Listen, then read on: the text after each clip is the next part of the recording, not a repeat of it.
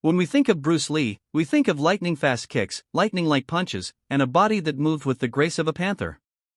But beyond the movies, beyond the charisma, there was something even more fascinating: Bruce Lee's search for the single most effective strike a human being could deliver.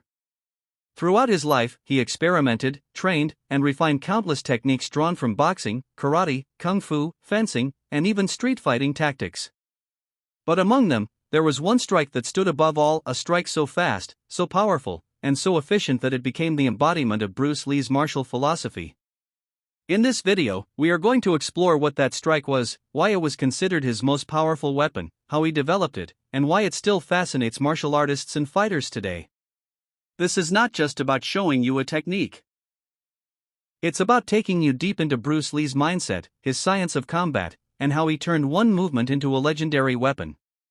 By the end of this video, you will understand why Bruce Lee's most powerful strike was more than just a move, it was the expression of martial mastery. Bruce Lee's obsession with efficiency.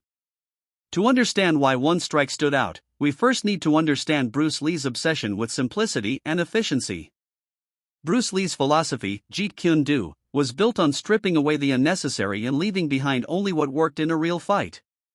He rejected rigid traditions and forms, believing instead that combat should be fluid and adaptable. He once famously said, "Absorb what is useful, discard what is not, add what is uniquely your own." When it came to striking, he looked at martial arts not as a collection of fancy moves, but as tools of survival. Every strike had to meet his criteria. It had to be fast, it had to be economical, and it had to work under pressure against a resisting opponent. This philosophy led him to refine his arsenal until he had one strike that represented everything he believed about martial arts.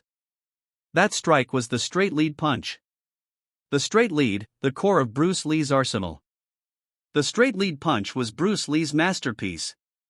Unlike the traditional rear hand cross that most fighters favored, Bruce Lee believed the lead hand strike was faster, more deceptive, and more practical.